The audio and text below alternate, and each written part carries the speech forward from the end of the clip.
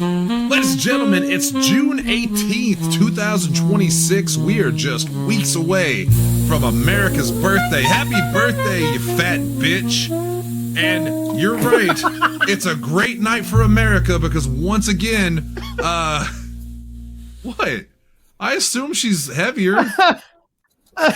Coming out it was just swinging. the fervor with which you hit that consonant, just bitch. I'm like a women's wrestler in WWE. Thank God you got that spit guard, man. Yes. Yes. The pop guard. Hey, basta. Are you tired of winning?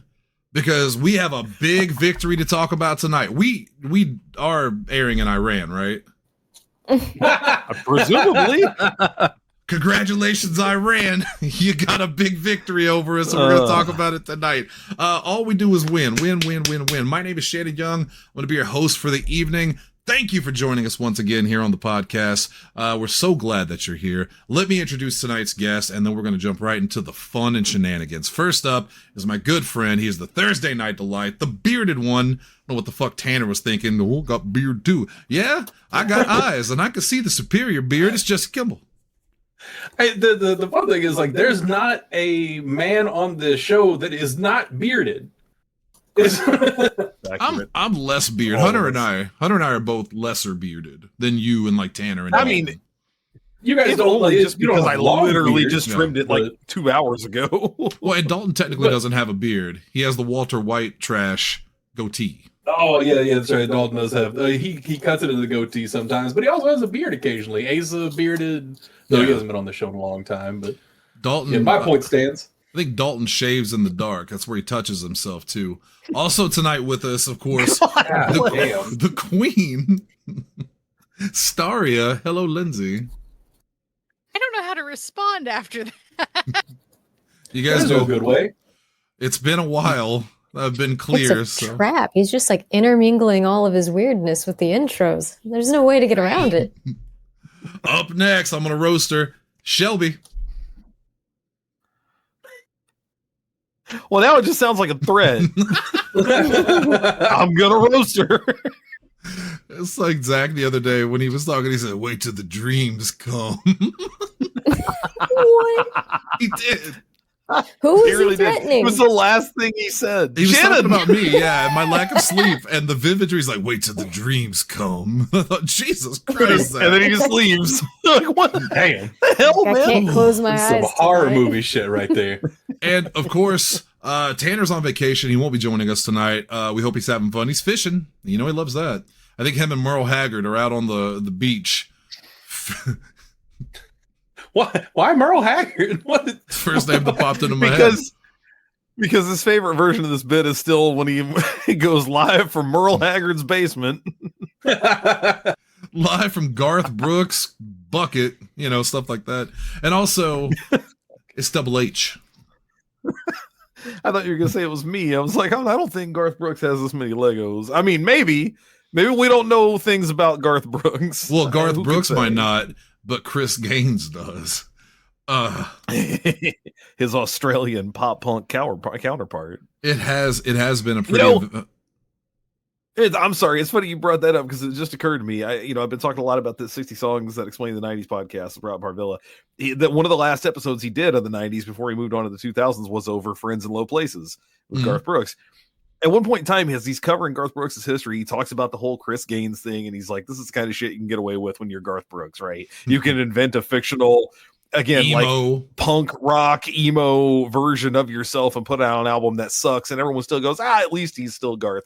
But he points out in there, and it never occurred to me, have you ever listened to any of the Chris Gaines songs outside of what was on SNL when he did that weird SNL performance? No. I haven't even listened to the SNL. They're all, because when he hosted SNL, he musical guested as Chris Gaines. Yep. So he hosted as himself, and then the musical guest was him and his like alter ego. The Chris Gaines thing, okay, he goes from being Garth Brooks, who's country, right, to Chris Gaines, who's supposed to be a rocker. But the problem is, Chris Gaines' music is all like soft rock, like it's really light. And it's not what you would expect from a guy who's like trying to break. So the point that Rob's making by the end of it, he's like, Garth Brooks rocks 1,000 times harder than Chris Gaines, the fictional rocker he invented to be a rock star. Like, what was the goal? What were you trying to accomplish? I think it was just he created this soft rock emo persona. It's weird. That little emo swoop that he had. Yes. Yeah. Yeah. It ends up being that, but it's barely even really emo. It's just kind of like I don't know, man. It's weird. If you listen to the music, you'll know exactly what I'm talking about. It's bizarre. I never listened to Garth Brooks. Oh, there's Tanner. Tanner said, all right, I had the album. Yeah, of course you did. Garth Brooks is the epitome of great country music in the 90s. I mean, he's arena country, right? I mean, he's not. He's the Nickelback of country. Pretty much, and that's not nearly as insulting as a lot of people are going to take it. That's exactly what it is. Yeah, because Nickelback is arena rock. I mean, that's what they are. They're dad rock now, but Garth Brooks has put out so many albums and has a legitimate like greatest hits album where you could listen to every single song, and if you like that kind of music, it's going to be great. Chris Gaines was such a weird experiment. I have no idea what he was trying to accomplish there. Lord knows I have friends in low places. My mom was a huge fan of Garth Brooks. My mom told me my best friend was. My mom told me we're related to Garth Brooks. She said that through marriage. And she showed me a picture. This is a true story. I'm not making this up. She showed me a picture of some relative of ours marrying some relative of his. And then someone else told me that it was fake. It was an impersonator. I don't know where the truth lies. I may or may not be related to Garth Brooks. I don't know. Oh, plus, point is, he ain't coming on this show. Married a relative of his. That doesn't make you guys related. Yeah. It makes us related enough. God damn, why do you take everything from me? Boxy, do something about it. Let me have a goddamn thing. Jesse, let the boy be semi-related to Garth Brooks. What is the holdup? Shannon's personal friend and close relative, Garth Brooks, is how I will refer to him from now on. Jesse, like, your mother's maiden name is Brooks. So maybe the bit was you are related to a Garth Brooks, just not the Garth Brooks. I wish I was related to Girth Brooks. And his homie Toby Queef. Let's keep it cleaner with the Bread Clan. Come on, you got Toast Malone, you got Joe Biden. We got new wrestlers coming to pro. I can tell you about right now. Girth Brooks, Sammy Stamina, and Ricky VI Penis. VI Penis. I have told him VIP. I'm not saying most of these names aloud. Yeah. Jesse, we need to issue a retraction at the start of the show. Yeah, okay. Michaela, Ricky VI Penis. Jesse, we need to issue a retraction at the start of the show for I'm going to say this now because I can't say this when I start talking about serious things. Not Craven Moorhead and not Leisure Suit Larry. Jesus Christ, guys, get your minds out the gutter. We need to issue a retraction for something I said last Thursday. We were talking about the was it Austin Metcalf, right? Was it Austin Metcalf? Oh yeah. About the father of the kid that was murdered by Carmelo Anthony, not the basketball player, but the track athlete. And I said that even the Metcalf family is asking for peace with this racial divide because there was a lot of racial overtones in that trial. Of course, Carmelo Anthony, who was 17, I believe, at the time, or he's 17 now, was sentenced to 35 years in jail. And I said, even the Metcalf family is saying, please, don't make this about race. I would like to retract my defense of the Metcalf family because the next day, the father, Jeff Metcalf, or as I like to call him, Racist Honky, went on a podcast where apparently the gag order is lifted, and he referred to Carmelo Anthony, this kid who is now going to serve 35 years in jail, or at least half of it, I think was the sentence. He called him the watermelon felon. Yeah. And he also talked about, I pulled up some of the best things. One, he called the kids' parents cowards and grifters. And he repeated through the podcast that he is not racist. He just calls it the way it is. See, that's what they like to do. When they say shit that's offensive or racist, they tell you they're just free minds. They're free speakers. You can't silence them. You can't liberal them in your cuck. Yeah. They tell it like it is. With you. They tell it like it is.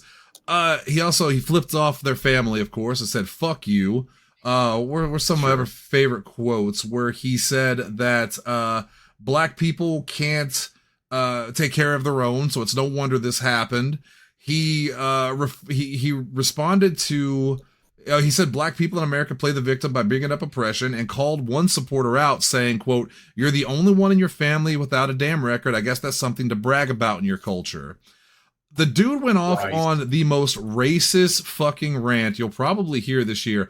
And I'm sorry this kid's dead. I am sorry this kid's dead. No one should die at 17, especially over an argument, whatever that case may be. But Carmelo Anthony, one of his defenses that his defense brought up is that he felt his life was threatened by these two brothers, Austin and other living Metcalf.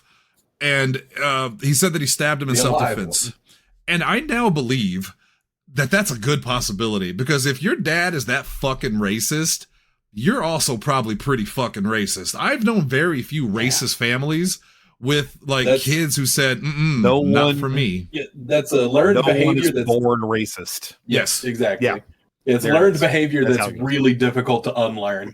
And it would not surprise me in the slightest if these two brothers, anybody whose father would say the phrase watermelon felon, just no irony, no joke, that's just a thing that he legitimately thought was a good idea to say on a fucking podcast. Yeah. I fully believe their kids are racist pieces of shit too.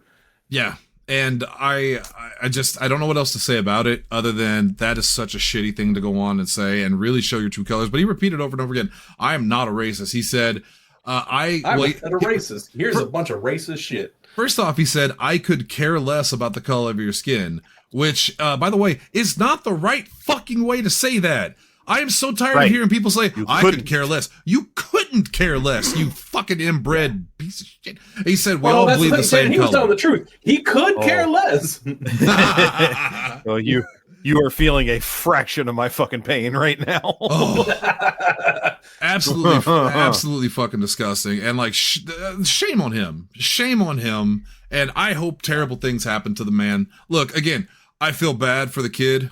I do. And I feel bad for the parents to an extent, because no one should lose a kid. But fuck that dude. Fuck that dude so hard. So I would like to apologize for trying to point out something positive, because clearly God and the devil and the Bible. Jesse, with that said, now God has a job. I wish God would get off his ass and do the job. Jesse, I'd like to talk about the motherfucker of the week, if you don't mind. I would love to talk about the motherfucker of the week. Who we got this week? I am not going to condemn an entire state. Can't do it. But I will condemn Knicks fans. Not all of them, but there's a good chunk. The New York Knicks won the NBA Finals last week. We were live streaming when it happened. We were playing. Me and Zach and Hunter were playing Call of Duty when the news broke. They came back from a 30-point deficit, which, Jesse, I believe is the biggest deficit in NBA Final history. Yeah, that was not the game they won. That was game 4. Yeah, but they came back from that. It was a 29-point deficit, which is a NBA Finals record. Right, they came back from that and won it the next game. Went up, 4 up or whatever. 4-1. And I was so happy. I was so thrilled that the Knicks won, because I am a big Knicks fan. I've been a Knicks fan since I was a kid. I've always been a Knicks fan. And all I've seen today is wall-to-wall news coverage of how New York came together, and it's the opposite of what's going on in Trump land, that this is a celebration and all that stuff. I'm sorry, I guess they didn't see the videos of the Knicks fans after they won the championship in New York destroying the city or smashing cars. And probably the most heartbreaking thing I saw was there was a guy I guess he was using his bus to shuttle fans back and forth or whatever. The fans then surrounded the bus. They were on top of the bus. They're in the bus, and people surrounded it. They started busting the windshield. They started busting the thing up. And the owner jumped in front of the bus and said, "Please don't do this. This is coming out of my paycheck. I can't afford this." And the Knicks fans continued to destroy the bus. Like, I have never understood why the fuck, when you win, and they also threw like eggs at Spurs players. There was one where they saw a Spur fan in the Subway they were at, like the Subway restaurant, and they threw chairs at him and attacked him. They were hunting Spurs fans down to the streets. What the fuck is wrong with you? You won. Yeah. Why are you being such pieces of shit? You turned something that I was so excited about into an absolute fucking terror. It's horrible. This is what I was talking about last week. I still have not gotten a respectable answer on why the fuck are you rioting when your team won? This is, take this back however many years you got to do it. I will never be able to wrap my head around your team won. Well, I guess it's time to go bust a plate glass window and punch a cop on horseback. Why? You fucking won. Knock it off. I'm so proud of New York. I'm proud to be in New York, and time to destroy a small chunk of it. I could at least understand if it was because you lost and you were angry. That's a response to anger, not to exuberance. They're creating more jobs. People have to fix this now. Oh my god! Also, like, so I was watching. Jon Stewart did a whole bit about this. I did not see that one. Yeah, like that's his most recent thing. He was talking about it, and like 98% of that night celebration was just everybody celebrating like it was this great thing of, like, you know, joyous togetherness and community and everything else. There was, like, you know, a few incidents of not great things happening, and he was talking about how, like, everything was clean by morning, which was kind of impressive. And I thought, like, I had heard that there were a couple of buses that Mamdani specifically got to be destroyed for this event. I don't think that this was one of them. Oh yeah, it may not. Yeah, the one that you were talking about, like, I can't find anything about that. Like a dude begging them to stop. Oh well, I'll help since you calling me out. All right, hold on. No, I was just googling. I hadn't gotten a chance to finish googling it. I literally just googled the thing because I wanted to find about. I wanted to back up my thing about Mamdani providing buses. Because I did hear about that, and I don't know if that was true. Yeah, I do see a New York school bus driver attempt to defend his bus. Poor fucking dude, man. So yeah, just. Shame on Knicks fans. Those Knicks fans, the ones that are just shame on any fans that are destructive. Right. You won. Yeah, like, celebrate. Right. I've also let me be clear. If you lost, also don't do that shit. Right. You didn't fucking lose anything. You didn't play. You didn't. You're the guys wearing the colors that you like didn't win. Oh. That's okay. You're rooting for a fucking jersey. Calm down. First off, you talking to blood. Stick that blue shit off your face. What the fuck? So there was there's a clip of a Spurs fan that was just, like, beating the shit out of every Knicks fan that got close to him because he was in New York. Are we sure it wasn't self-defense? I mean, it may have been. It honestly may have been. Or it just may have been him angry. Jesse, sports fans is crazy, and you know this better than anybody because you're the biggest sports fan out of all of us. Football. I was about to say, out of the 5 people in this room, yes. That's definitely true. Oh, God. All right, Dalton. Oh, my God. Dalton, I'll talk about him. Karl Anthony Towns. Dalton showed him to me today. I didn't know who it was, and he... Look up Zesty Karl Anthony Towns. Apparently I found out today zesty is the TikTok term for gay, or the new term for gay, I guess. I don't know. But the dude's 7 feet tall and awesome, and he has a very specific dialect. So, yeah. Let's move on to something that Dweezy pointed out. And yes, of course, we're going to talk about it. There's only 2 more things we're going to talk about, and then we're going to jump into the main topic of the night because I don't want to keep everybody here forever. The White House put on UFC 250, and it was great. Nothing went wrong. Nobody's careers were ruined.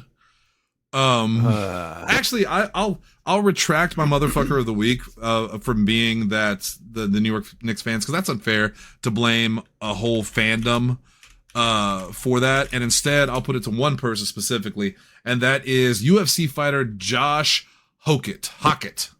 There you go. Yeah. Oh, is he the one that had the comment? So first off, he goes to the weigh-in, and whether it was a performance piece or if it was legitimate, he staggers in, like vomits on himself a little bit, as like, I'm paraphrasing, but he literally said something like, well, I drank a little last night. Can you blame me? There's a big black man that wants to like hurt me or something like this.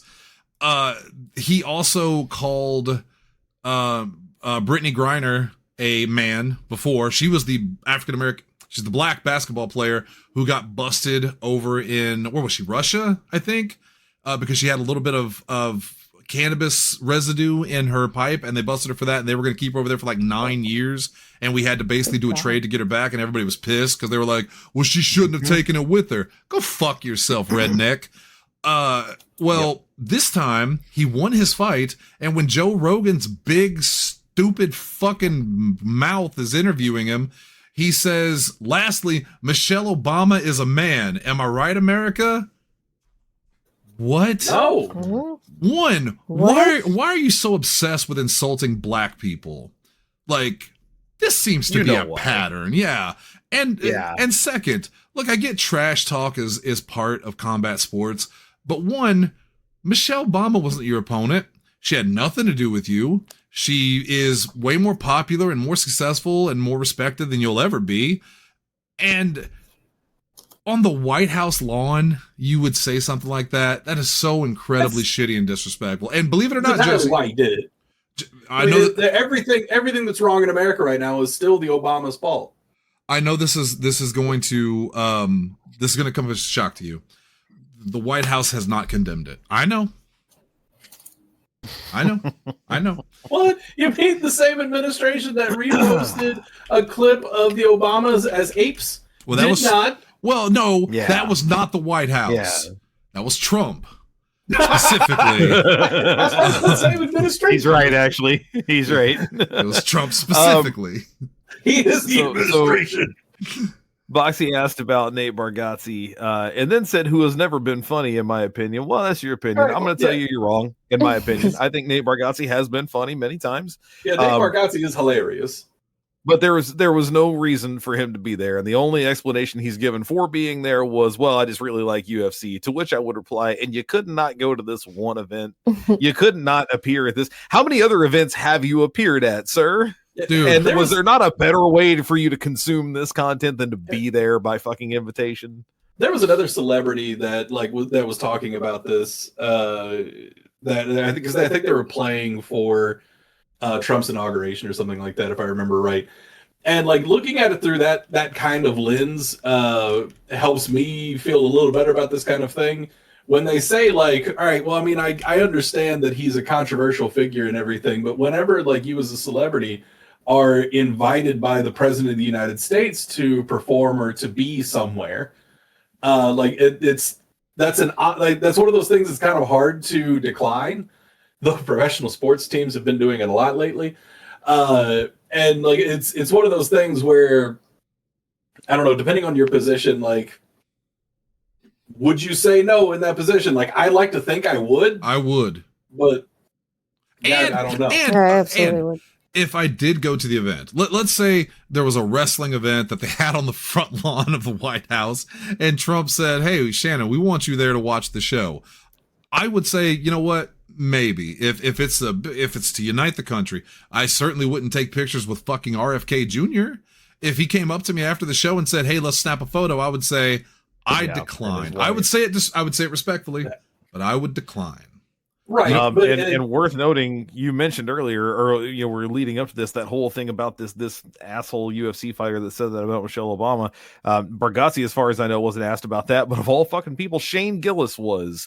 Shane Gillis, who is also a douchebag, but said in the moment about that specific thing, no, I didn't like that, and that shouldn't have happened. Yep. And he's right. And again, it's one of my favorite Onion headlines of all time. Heartbreaking. The worst person you know just made a great point. and also, celebrated piece of shit Dana White, who is synonymous with the UFC and has created what I believe, Jesse, is the worst sport in the history of sports in Power Slap, which is just the CTE Factory and not CNC Music Factory. Go look up his rant. That's fun. That's real fun. A problem. But Dana White he put out a statement that said, I understand that the Obamas are public figures, but I am completely against saying nasty and false things about people's families. Everyone knows my position on free speech, but I hate that kind of nonsense. So at least someone did say something, because the White House, all the sponsors of the event, like these big businesses, Monster Energy and I don't know, dick pills so you can fuck your pigs. I don't know what rednecks do. I don't know. I'm not a redneck. I'm not changing that name. I converted years ago. At least Dana White said something. Is it the bare fucking minimum? Sure. But Hunter, you said it the other day. When the bar's in hell, it's easy which to is look where good. It is. Yeah. Jesse, you were going to say something. I'm sorry. I don't remember what it was. Cool. The event itself was exactly what you thought it would be. It reminds me of that Simpsons scene where they go to the air show and everyone's cheering to Rock You Like a Hurricane while Marge is like, yeah. She's not excited. That's us. And then the rest of the country, well, at least half of the country was the rest of the Simpson family. It was an absolute disgrace seeing fucking motorcycles or dirt bikes or whatever they are jumping the White House lawn to have this giant eyesore in front of the White House, the people's house.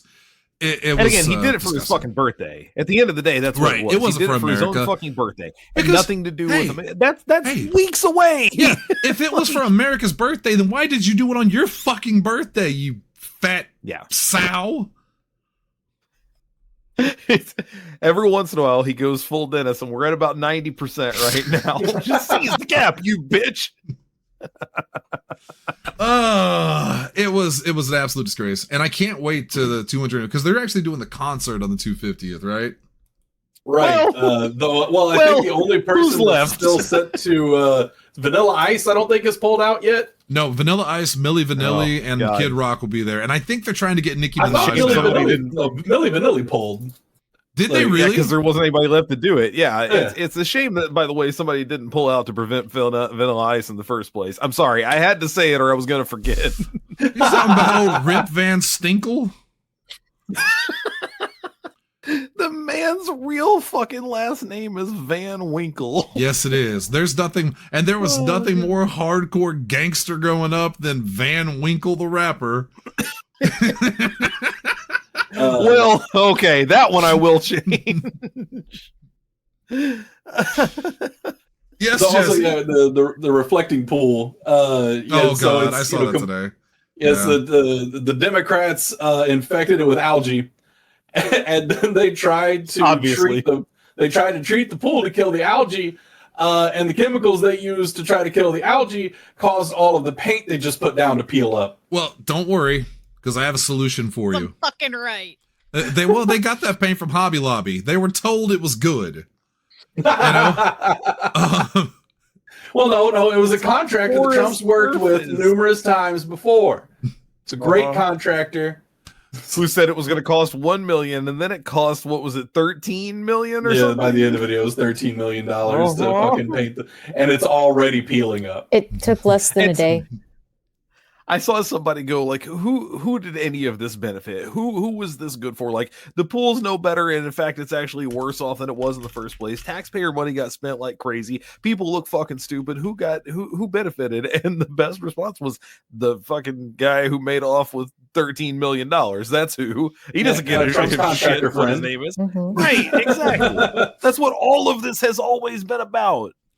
Well, I'll tell you who doesn't need the money, Jesse. Let's talk about it. Let's jump into the main topic of the evening before we get to the top 4.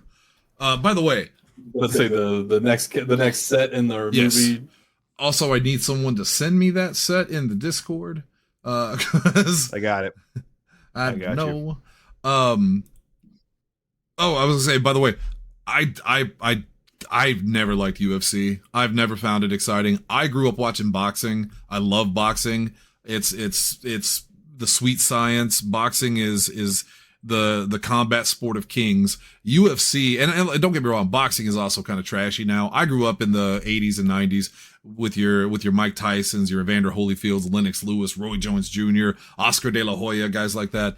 I don't know many boxers now. I know there's some good ones, but this whole country, this whole world has shifted into such a trolling, shitty attitude toward everything that I can't watch boxing anymore because I know it won't be good. Wrestling is somehow the less, well, it's still the scummiest business, but visually it's like the least scummy because at least they're like, it's acting and it's not just who they are, you know? Also, we don't say pasta here. We say basta. Basta. Yeah, it's enough. So fuck UFC in general. Yeah. UFC hasn't been good since the first one when they had 100-pound guys fighting 500-pound guys. Yeah, UFC and boxing for me are both kind of in that same category of I love watching highlights. I can't watch like an entire event. That's why you would have loved watching Tyson fight in his prime because every Tyson fight was just one highlight and the match was over. That's really true. It was nothing until it was a highlight reel, and then that was the end of the fight. Derek, I ain't gonna tell you again about Power Slap. I ain't gonna tell you again. All right, the main the main topic I want to talk about tonight, and you've probably seen this. There's a lot more to talk about, but we don't have time. I wanted to pick this out specifically. You may remember, you may have heard about this. A couple of months ago, we entered into some disagreement with Iran, some fracas, if you will. Not a quagmire. You can stop, maybe. Man. They're calling it a war. They've said war they done that? Many times. Okay. Well, yeah. It's constantly, it's war this, war. It's all the time. Well, Vietnam 2 finally ended, and we lost again. We're running it back. We're running it back. When this thing started. Obama's disastrous $17 billion deal. No, Jesse. 1.7, not 17. Yeah, that's right. That's 1.7. I was off by a decimal point, which importantly still. Go ahead, Chan. Go ahead. Unlike the president, you had a point there. When we started this war, we had a couple of conditions to end the war. That the complete destruction of Iran's nuclear program, which they said they had already destroyed last year, but okay, we're running it back. Getting rid of Iran's ballistic missiles. The president, Donald John Trump, got to help decide the new leader of Iran after we killed the current one. And the opening of the Strait of Hormuz once they closed it because it was already open. And I am proud to say that through great leadership in the United States and a can-do attitude, we have failed to secure any of those points because here's what the agreement said that they just signed. Iran gets a shit ton of money. They get $300 billion. Let me repeat that. $300 billion in frozen assets and a pledge to help rebuild their country after the United States bombed it. Remember how this started? It started with the United States, I believe accidentally, I believe it was accidental, but it still happened, killing school children when they blew up their school.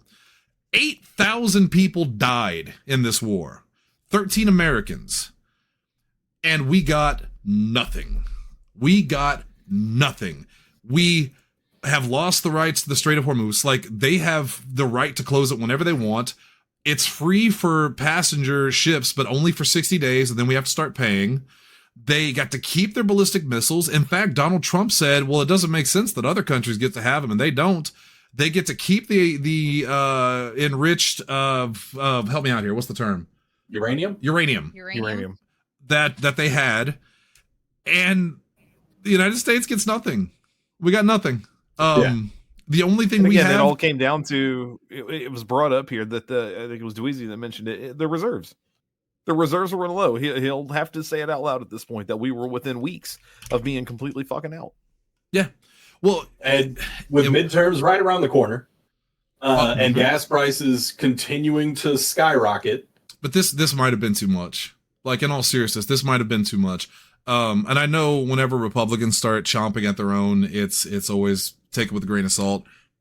But there's a lot of people that's not happy with this. In fact, I think most people aren't happy with this. And the funny thing is, I've heard Ted Cruz denouncing it, Megyn Kelly. I mean, pretty much all the big right wingers, including people who are on Trump's side, have denounced this as nothing but a complete loss for America. It's embarrassing. In fact, Iran is literally bragging about how they had the United States by the balls, and they did.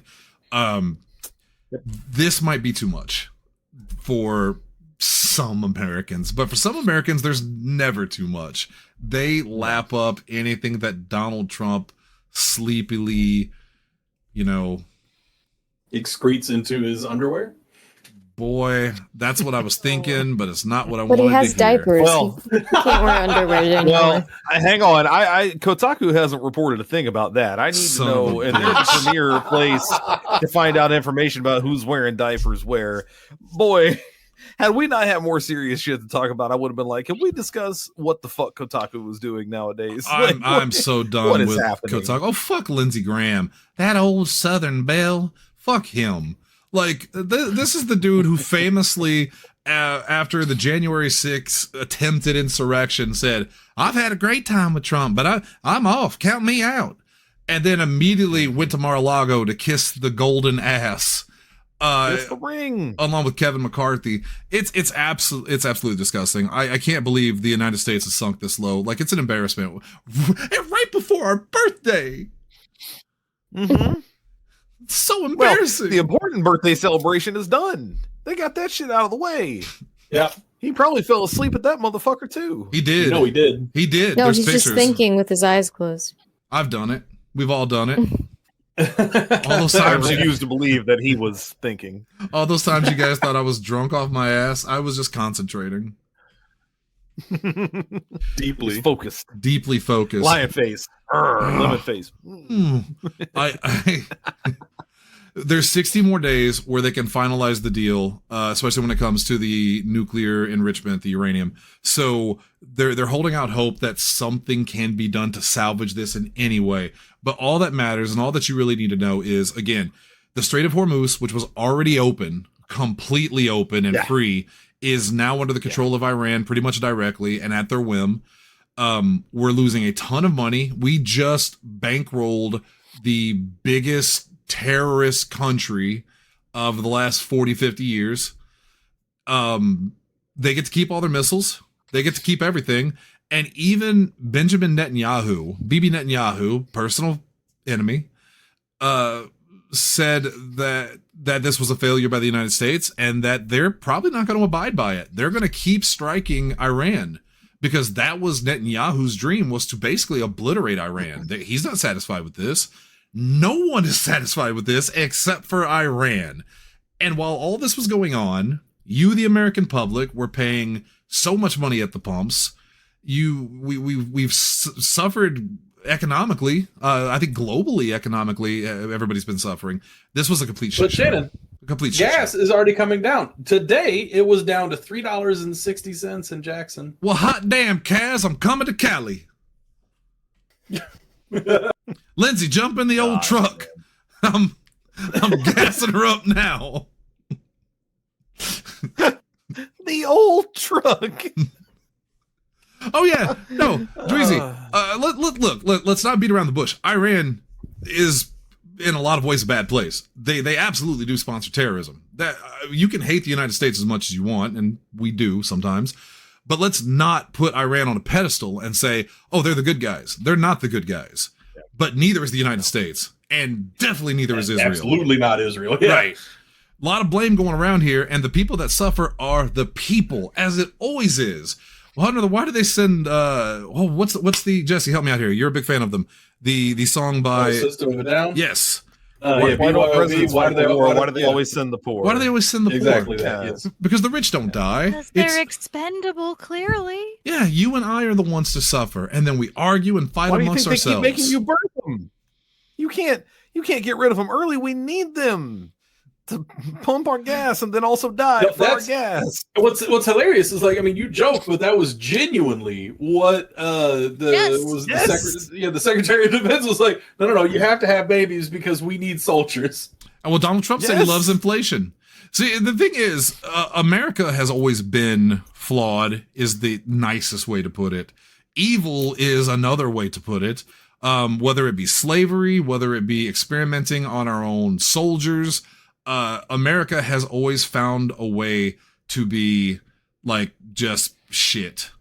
And he also, I'm sorry, man, he also specifically said today, and I saw this and just remembered it, that in regards to this whole deal, and this is, as I recall, it was a direct quote, if it all works out, he'll take credit for it. And if not, he'll blame it on JD Vance. They already have.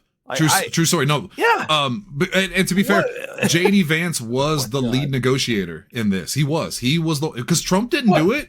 Trump didn't go over there. You were telling me that the author of the art of the deal wasn't the one that was closing this. That's why it went to shit. No, Jesse, because it didn't work. Yes. And if it did, he would have been the one who did it. Lindsay, I was watching a clip of it earlier. And I think it was on the Philip DeFranco show, or it might have been MS Now. And Lindsay, the Trump's up there talking, and Lindsay walked by. She said, "Is he falling asleep at the podium now?" Because he was just like, why shouldn't they? He sounds like such a fucking old man that can't do this job. How are you going to criticize Joe Biden for everything that happened, and you are 10 times as worse as Joe Biden? And what bothers me is, as much as everyone is saying, "Oh, we see it now," and they are, the tide has turned on Trump, obviously, and yet, well, I was gonna say, well, no, hear me out. Just shit, hit my mic. Hear me out. As much as the popular opinion is that Trump is a failure, he's an old man, he's feeble, he's withered. If the election happened tomorrow, he would at least get 50%, almost 50% of the vote. Still, because. Jesse, I'd rather vote for Trump than a Democrat. Yeah, so that's the thing that, like, the because I was going to say, you say like the tide has turned. The tide hasn't turned because people are still saying, well, you were right about some things, but it would be worse if it was a Democrat. Well, let me. You really think Kamala would have handled this Iran conflict with grace? Let me ask you this: when Joe Biden was president, how many times was he in the news for giving $300 billion to foreign powers, or for fucking up deals that were already made and good? Joe Biden was boring, and that was great. I didn't have to get up when I got up every other fucking day and watched the news, I still heard about Trump because Biden was doing his job. Yep. Did he use an auto pen? Who fucking cares? At least he's awake. That man bikes. Yeah. He bikes. I mean, he's a bike enthusiast. Yeah, you don't have to sell us on them at this point, because unfortunately it'll never be an option again. No, I say unfortunately. I mean, obviously at this point that's not a good idea, but holy shit, man! By comparison to what we're fucking with right now. Because I didn't like, on paper, like I didn't particularly care for Biden as president. Like, he wasn't very effective, and you can argue for a whole lot of reasons that it wasn't entirely his fault, but that's beside the point. He wasn't entirely effective. But at the same time, like, compared to the shit show that preceded and then followed, Jesse, Donald preceded Trump, and proceeded. He's anti-effective. Whatever the opposite of effective is, he's effective. No, that's not true. He's effective. He is effective at giving our enemies everything they want. Meanwhile, there's a secret society that just got revealed. I don't know if you guys heard about this, by Peter Thiel, I think is his name. A legitimate secret society of MAGA influencers. That's the dude that's the money behind JD Vance, right? He sure is. And you know who's a part of this secret society? Cory Booker has been exposed. Joseph Gordon-Levitt, Josh Brolin. Oh boy. And a lot of them have come out and said, it's called, I think it was called dispatch or disparage or something like that. And most of them said, we didn't know what we were signing up for. Except for Joseph Gordon-Levitt, who said to create dialogue.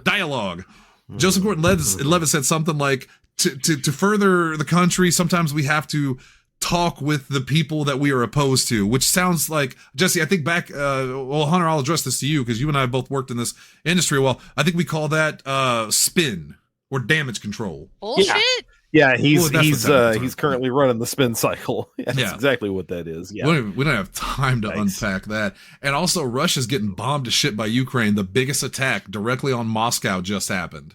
So, oh shit. Yeah, so hey, give him the fingers, Uncle Ed. Okay, boy, the whole group is going to rotate before you give it to me here to do this. Give him the fingers, Uncle Ed.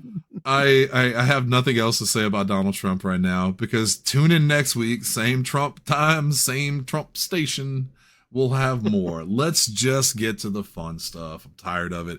We're going to continue our pick four. So, wait a minute. Breaking news. I was just looking into this dialogue thing.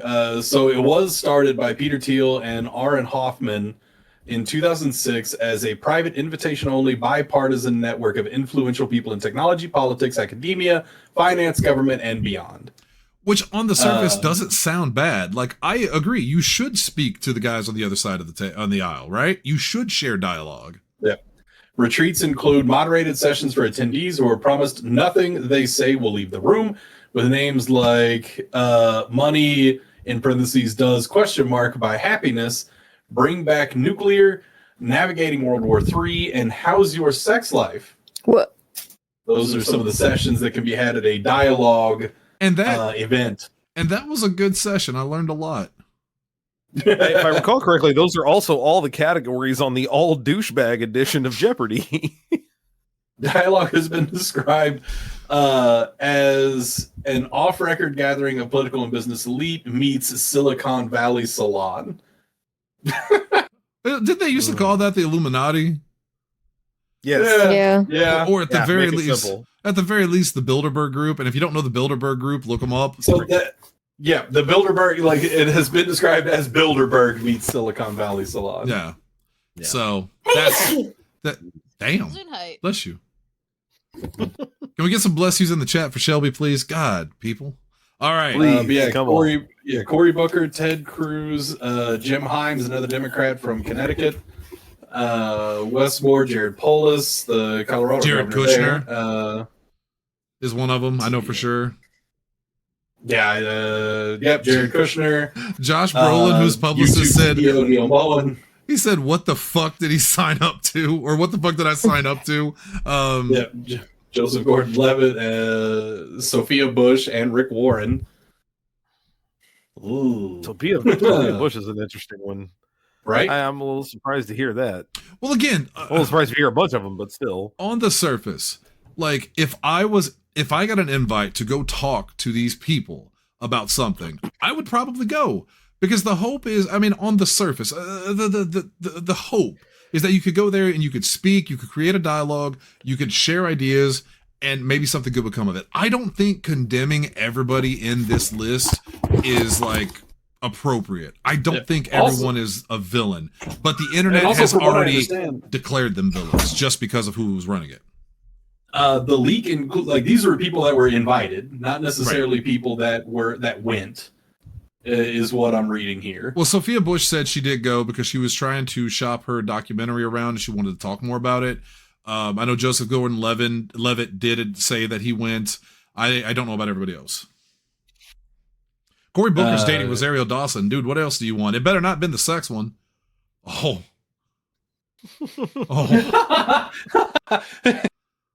We just watched Clerks 2, brother. No. Oh, man. No. Anyway. Hunter, yes. No, I was just gonna say, can we please move to the sponsors? Damn. Yes, Hunter, if you wouldn't mind. Oh, by the way, that Moscow thing. So it was drones that attacked the city, And there was the rumor is that Putin is in a bomb shelter, that they're really like, they think this could be huge. My favorite part, and you can find the video, is that their auto defense system tried to shoot down the drones and ended up accidentally blowing up their own oil refineries. This is true. Sure. This is a true story. Fantastic. Phenomenal. Good going, Russia. Again, I love the impending AI war where everything nothing's monitored properly and it all just blows itself up, but it also gets us in the crossfire. Lindsay, we watch a couple of movies about this. It's the mobile dolls are bad. Yeah, that's not how you fight wars. I think it was called the Terminator that couldn't slow down, and nor would he. Double H, let's pay some bills. I believe you have some sponsors to name. Tonight's episode of After Dark is brought to you by Dorito-shaped Idiot and Awkward Silence Egg. Our show is also sponsored by You Can Eat Grapes, parentheses, all else banned, and a nice can of Dr. Pecker. Tonight's show is also sponsored by Tolbus the Weeping, the third Lord of Pussification, and Chud the Blower, which sounds like a new tag team coming to PC85 Pro. Oh, God. Our show is also brought to you by Omega Nibblers, Van Winkle the Rapper, and Bounce House with Big Ron Belly. We're also sponsored by one of the largest gnome spotting websites and Convertible Hair, Some Bald Bitch. And finally, tonight's show is brought to you by Give 'em the Fingers, Uncle Ed. Lord, you missed out on some good ones. I do remember off the top of my head Sexualizing the Shark. And that's Marvel's fault. Yeah, I said I wasn't going to read that one. That's Marvel's fault, because Dalton and I, basically, when we were at the store today, we went through the roster of everyone in Marvel Rivals and kind of judged whether or not they were accurately represented. And it was about 50-50 in terms of like looks. Then we got Jeff Landshark, and I went, I hate that fucking shark. I hate that fucking shark. I don't care what he's wearing. And as Dalton's like scrolling through the costumes, one of them was like a gothic Lolita on a shark. And I was like, well, they're just sexualizing the shark now. That's where he said it. Said that game is just super horny. That game is so horny. Gooner bait. That's a gooner game for gibbledy-gooks. Don't know what any of that means. Well, new sponsor. Hate Jeff. All right, or gobbledygook or whatever people say. I don't know. I haven't been human for a while. It's time to continue our little questionnaire on movies. We did this with video games about a month ago, and now we're continuing it with film. Last week, I think we got through some of the harder ones. I think this one is going to be a little bit easier. And this time, for this session, we're talking about our favorite cinematography in film, which movie needs a sequel, best songs. That's not soundtrack. That's just song in a film, I'm guessing. Yeah, song or songs, it looks like. Song or songs. Okay. Yep. Yes. And then best. So basically, you like the songs in the movie or a specific song from it. This is not score. This is soundtrack. This is sing along. Okay. How do you gauge musicals? That wouldn't be score, right? Because they're singing. No, score. That would be a soundtrack. Yeah. Okay, cool. All right, good. If it's directly like referenced by the characters, it's definitely part of the soundtrack. It's not in the score itself. Gotcha. Yeah. All right. And the best long movie that's over 3 hours. Tanner is not here, of course, but he did send us his list, so I'm actually going to start with Tanner. And he said for favorite cinematography, Rogue One. And I agree with him. That was going to be my pick, but since he picked it, I'll figure out something else that I also like. I think Rogue One is very well shot. The not opening shot, but one of the first shots where you see or maybe it is the opening, when the Imperial shuttles land on the planet and they're looking for, what was his name? Galen? Mm-hmm. Galen or so. Yeah. That's beautiful. That is legitimately, I think, one of the most beautiful shots in Star Wars. That was very, very well done. So plus that hallway scene. Oh, cinema. All right, Jesse, we're gonna throw it over to you now. And guys, play along in the chat. Tell us what your favorite cinematography. The chat has been lit up this whole show. people talking about all of the Trump stuff, and I really appreciate that. I mean, we couldn't read everything because there was simply too much. But thank you guys so much for responding. Now play along with us here. Jesse, favorite cinematography? Dredd. Dredd.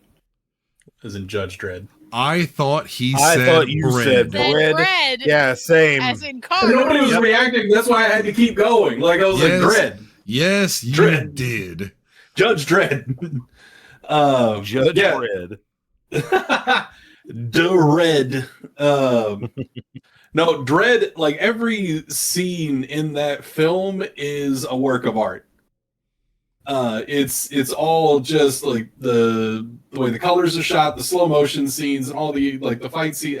It's so fucking good. Shannon, I know, agrees with me, and it's bugging me that he's like looking away and not talking about this movie. No, I was responding to something over here, but I do agree with you. Dredd's a fantastic movie, absolutely gorgeous. Yeah, no, every scene is fantastic. It's very, very well shot. Very good movie. Wonderful, I'd say. Could have gone in several other categories on this one, but I decided to throw it into cinematography. Incredibly violent, but yeah, it is. But also very, very beautiful. Yes, I agree with that. Shelby is not back, so we're gonna stall. Let's talk more about Dredd. Dredd was, and you're talking about the one with Sylvester Stallone, this is normally right? when you do the challenge, no. Anyway, Sylvester Stallone was Judge Dredd. And so Dredd does not play Judge Dredd. What? Dredd is not about Judge Dredd, then. It is. Okay, so you're talking about Stallone. He was Judge Dredd.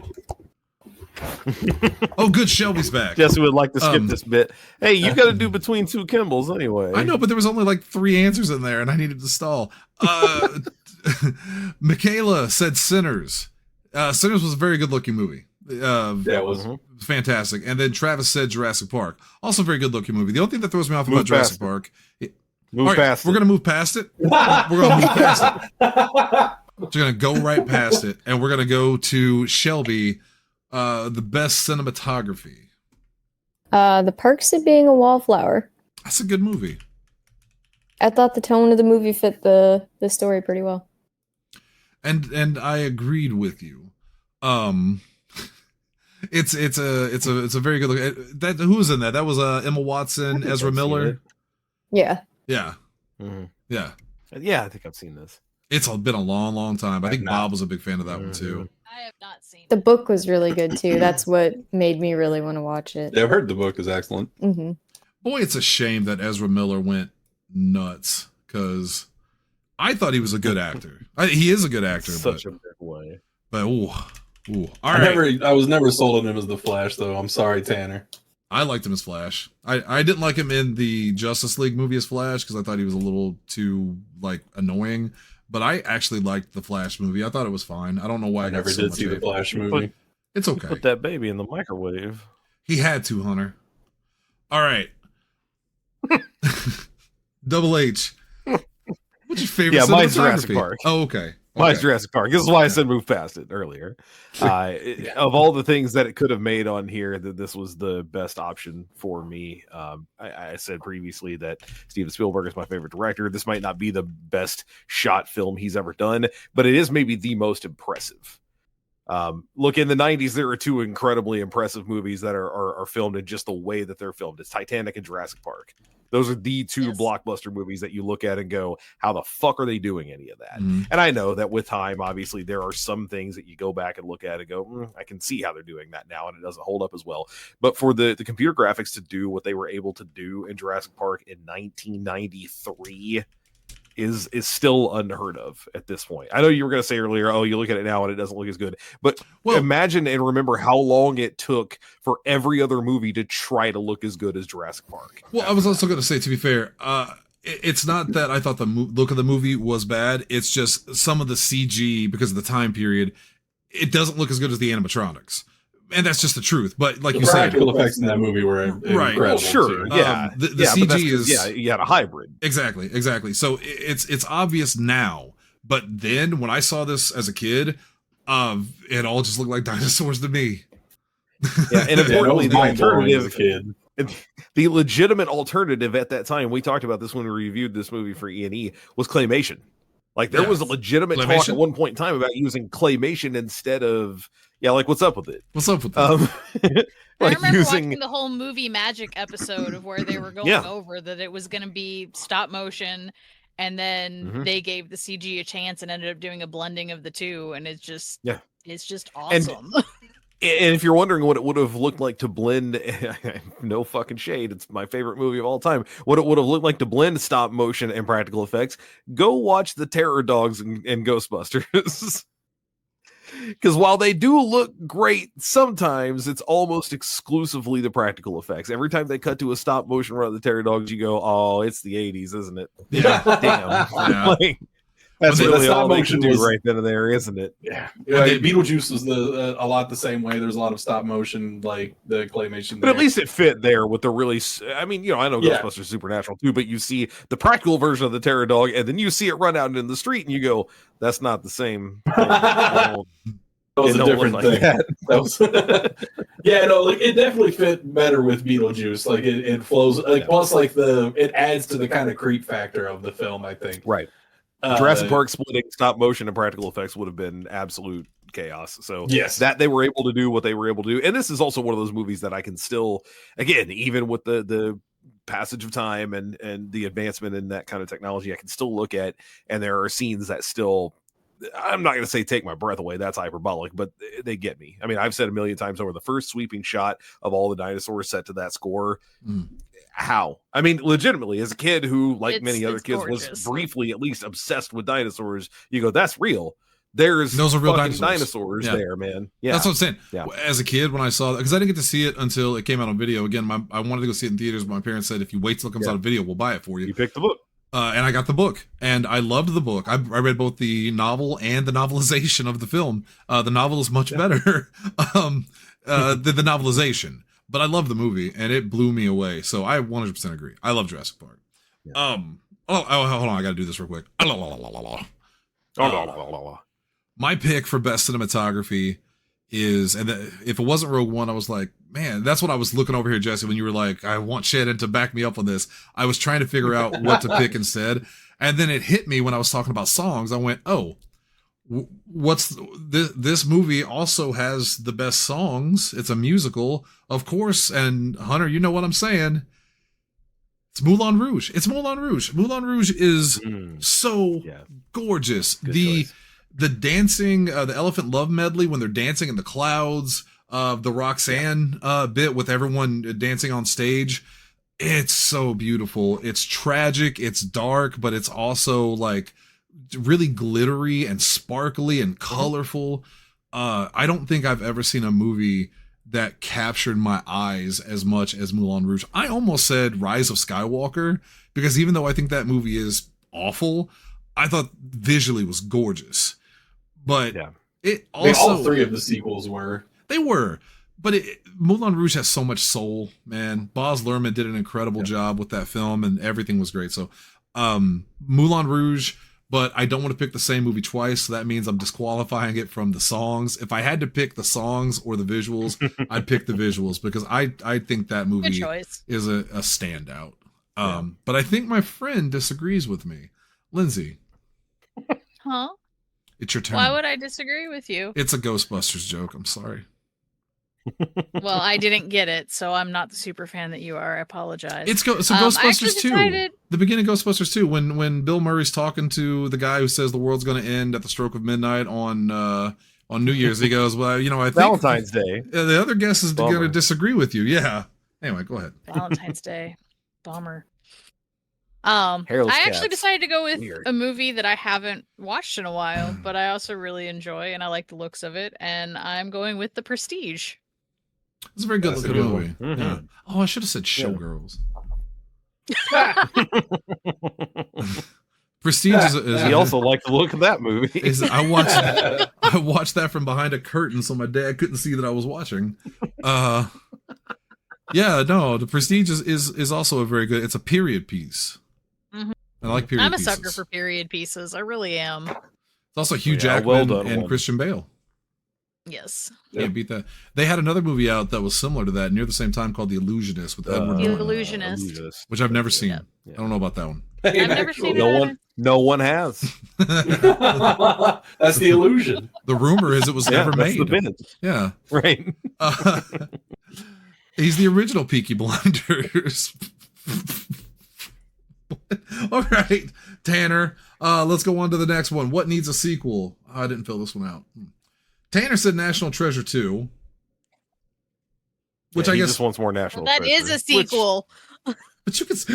I mean, he wants a trilogy is what he's getting at. And the TV series didn't do it for him, which is fair. I haven't heard much good about it, all things considered. Yeah.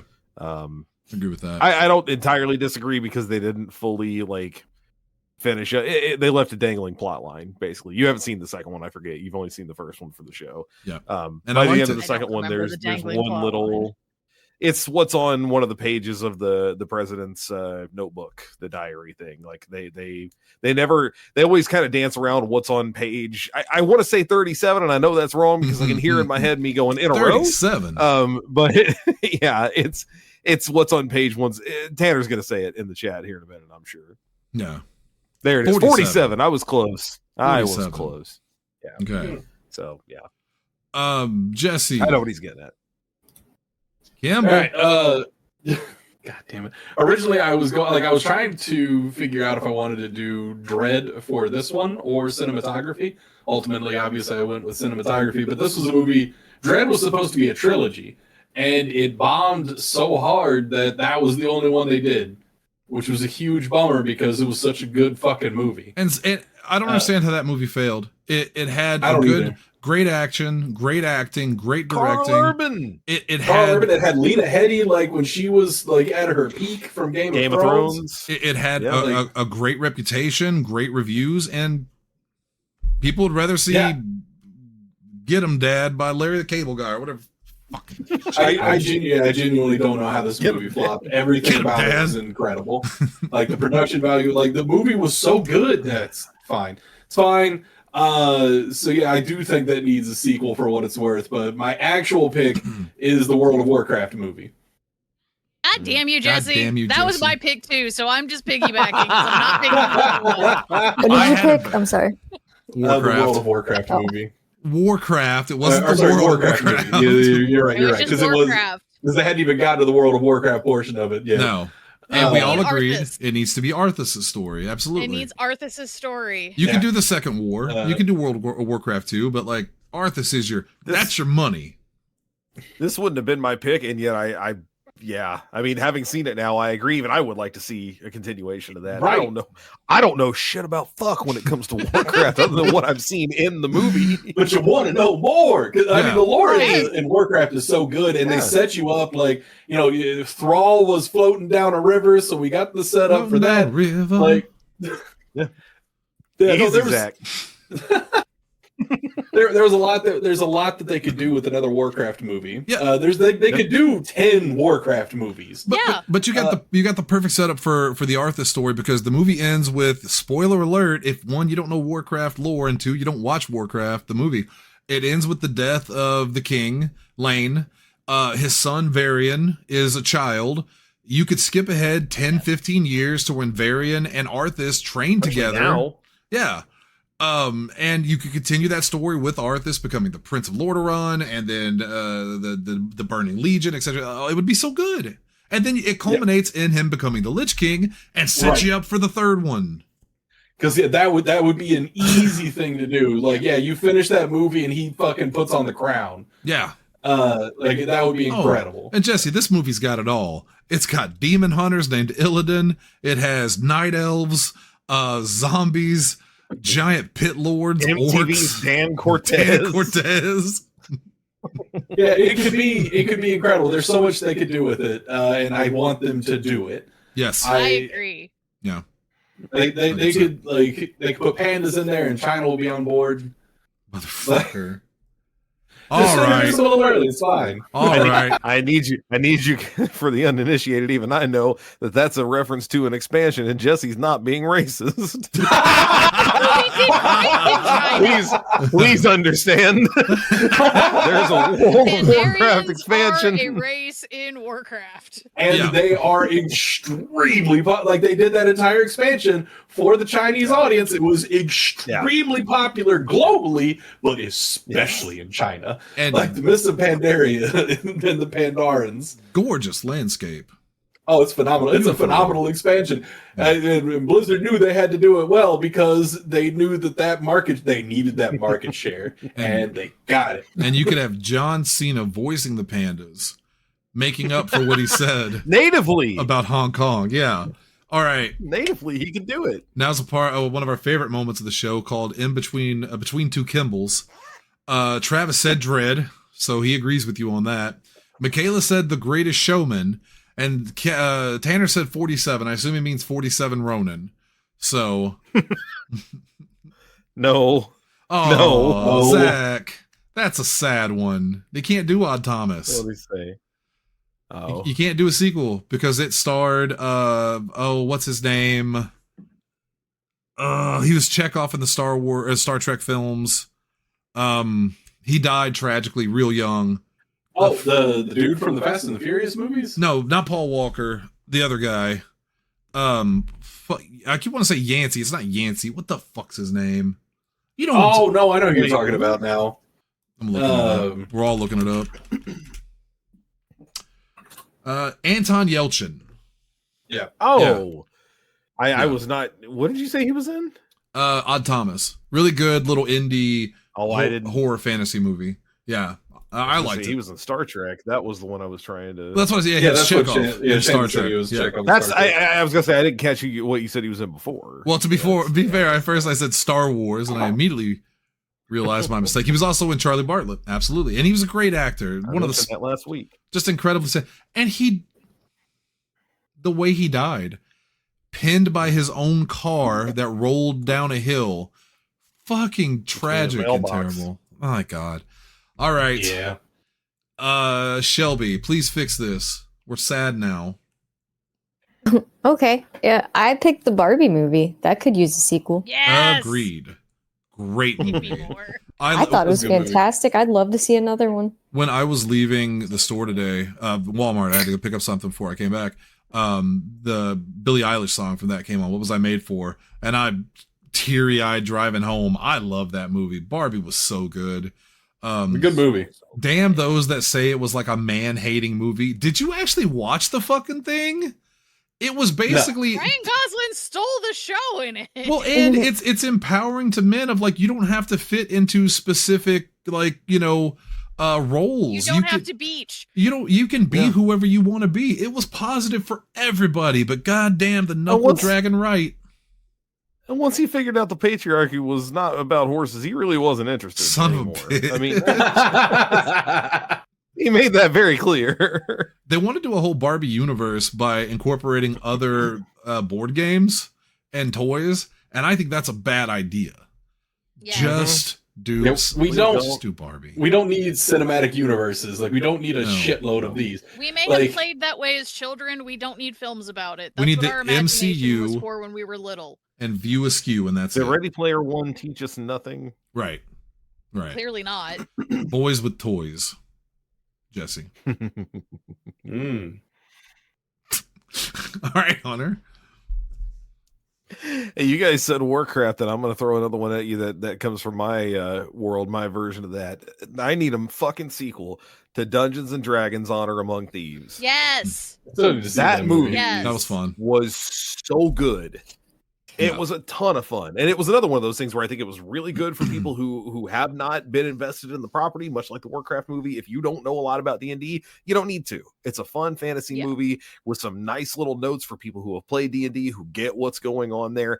And it left off at a point where you want to know more about these characters and more about what they're going to do. Plus, that's how D&D works. It's just on to the next adventure. It would be so easy to set up a really good sequel to that movie. And it won't happen because the first one, again, didn't make enough money or whatever the situation was. I actually don't know how. It doesn't make $1 billion. It's not getting a sequel anymore. That's the thing. Exactly. No. Which is wild because great cast, Chris Pine, Justice Smith, the girl, she was an elf. I don't remember her name. Michelle Rodriguez, Hugh Grant was so much fun in that movie. Sophia Lillis, Bradley Cooper's in it. God, who else? It was just so much fun. I remember Reggie John Page, who was a big deal at the time from Bridgerton. If I remember correctly, so good. I'm such a big fan of his. He's so fucking funny. Between that and SNL, he plays a paladin, and they that fucking sequence where he's walking away on the beach, and everyone's talking about they're talking about him behind his back as he leaves. He's walking toward a boulder, and they're like, what's he gonna do? Is he gonna go around? Do you think he's gonna? He literally just steps up and over. They're like, nope, he's just going over. He's gonna go right over the boulder. That's such a fucking paladin thing to do, man. Yeah. I'm not gonna get out of your way. I'm just gonna go straight through you, straight over you. It's so funny. I would love that. Was a very, very good film. The part where Chris Pine is doing his little song as like the mimic or whatever, or the copy, and he starts to deflate. Yeah, an illusion spell. Yeah. It was very good. He failed his concentration check. The only thing I didn't like about that movie, I thought the villain was okay, but everything else was great. Yeah. But I mean, that was a stunt casting with Hugh Grant anyway. They could definitely have done more with all of that. It cost $150 million. It made $208. That thing's never getting a sequel. Jesus, there's no way. The part where he grabs the bird person, I forget, Eric Crokin, is that what they're called? Eric Okra. Yeah. And jumps out the window with him. They were like, we were gonna you don't have to do this. Jonathan, Zach's calling in the chat. Jonathan Jarnathan. Jarnathan, yes. Jarnathan. Oh, that's so funny. Oh my God, the final, and I won't do this all night, I promise. But the lore accurate version of Speak with Dead that they cast. Yes. Okay, you can raise this corpse and ask it. What is it? 5 questions, if I recall correctly. We have 5 questions and answers. Yes. Shit. Okay, we only have 4. We only have 4 questions left. Yes. Damn it. Okay, we gotta stop asking questions. Does that count? Yes.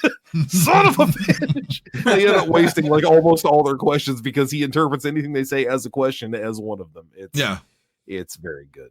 I really love that movie, and I'm not a huge fan of D&D, but I absolutely love that movie. So much fun. My pick, I almost said The Breakfast Club, not because I want to watch it. I just need to know what happens to them. I need to know. It says long term. Like, give me a. There was a movie series. We talked about it in the. Well, I was gonna say we talked about it in the review. John Hughes originally, or he wanted to revisit it. Studio One wanted to do every 10 years revisit those characters, and then for whatever reason they didn't. But instead, I picked something, and again, I'm fully aware this is probably just for me. No one's going to agree with me. Everyone's gonna shit on me, and that's fine. I love you guys. The Justice League. I really like. I would watch more.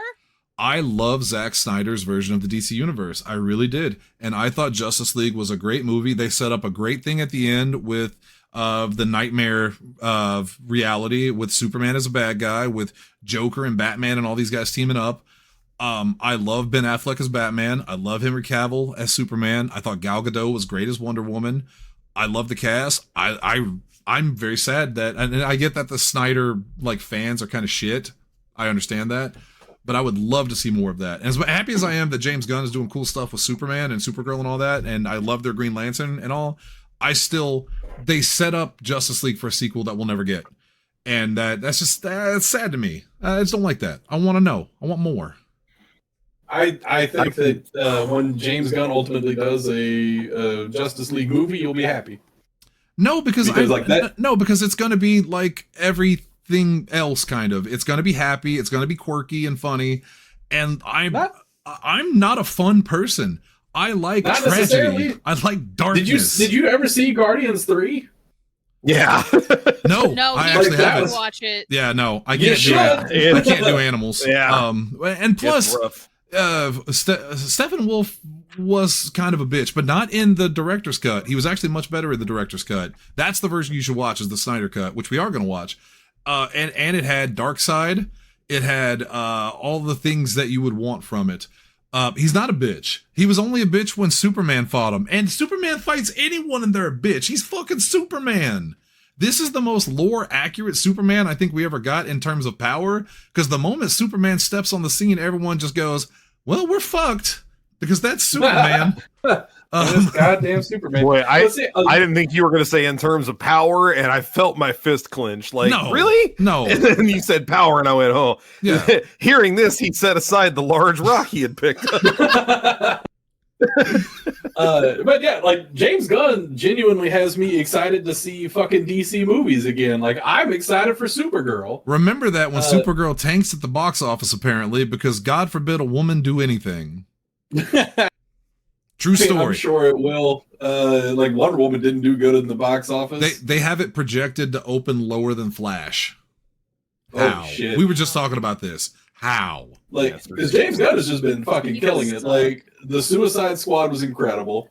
Like, it took me a while to finally watch that movie, and I ended up fucking loving it. But my problem with James Gunn, and I don't want to get on a big discussion about this because that's not why I said it, but I'm tired of the Marvel feel of superhero movies. And James Gunn is just a product of the Marvel feel of superhero movies. And now it's DC's going to feel exactly like Marvel. And I don't want that. I like that Zack Snyder had a different vision for the DC universe. Whether you liked it or not, and again, I'm not trying to convince anybody that his was better. I'm not. I just really liked it. And I would love to see the continuation of that aura, that vibe that he brought to it. Not his fucking slow motion directing, not some of the shots. I think he's a great director. I think he has a really good eye for certain things, but just the vibe and the actors and all that. I really want to see more of that. And not just Marvel in DC, which is what everything I've seen from James Gunn feels like. And that's not a bad thing. There's a reason Marvel makes so much money. And that's why DC wanted him. I get it. I'm not stupid. I'm not naive. I'm not a stupid fucking idiot. I know. See, I just watching like some of the stuff, like I just don't really agree that it's just Marvel but with DC characters. Like especially because I know you haven't watched any of Peacemaker, right? I watched some of the first season, but I haven't finished it. And I like Peacemaker. Again, it's not that I don't like it. It's just it has a tone. James Gunn has a tone, and Snyder has a tone. The tone is definitely different. I don't disagree. That's all I'm saying. That's all I'm saying. I just disagree that like it's just Marvel, because that's what you were saying.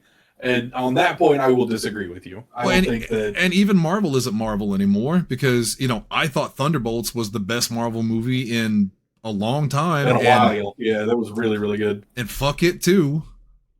Yeah, and because you never saw Shang-Chi, right?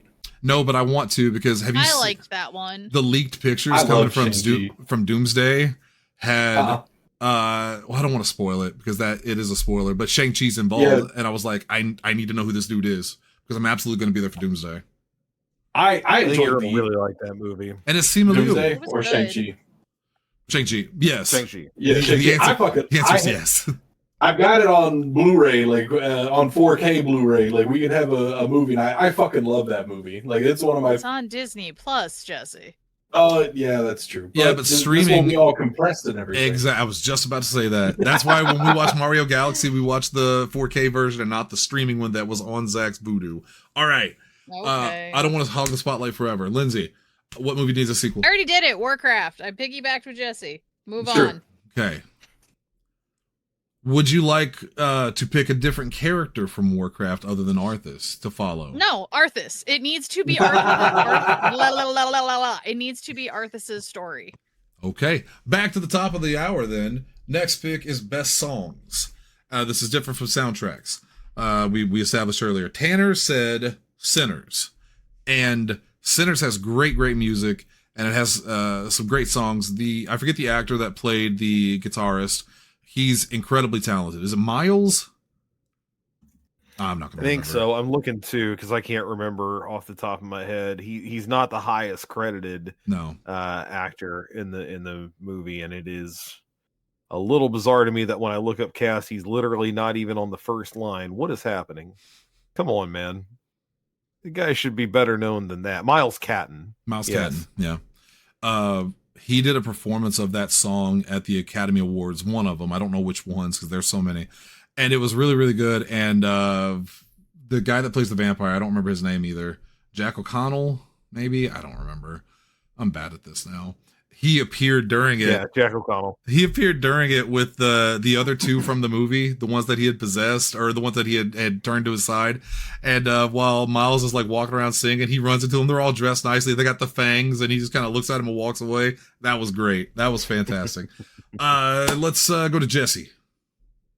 All right. Mine will surprise no one. A lot of people can probably already guess it. A Goofy movie. Or Goof Knew Troop. it. Goof Troop. Goof Troop. Goof Troop was the show, at least. It was, kind. Yeah. In addition to just like Stand Out and Eye to Eye, the two Tevin Coleman songs are both fucking incredible. But there's so many more songs that are also excellent.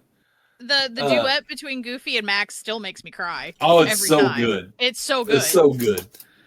There's a lot of incredible music in that movie. It's top to bottom, beginning to end. It's all great. But if I had to pick one, Stand Out is probably my favorite. God, I hear that cat. That cat is upset. Desperately wants in a room. She's sitting outside your door. I know. The hell's wrong with She her? has an opinion on a Goofy movie that she would like to voice. In between Kimball's here now. My favorite character is PJ, just because Pete's family are cats, and that's why she likes them. Wait, Pete's a cat? I like PJ. Yeah, Yes, He's a cat. Pete is a cat. I thought it was a cat. dog. No, he's a cat. I thought they were I both heard it. dogs.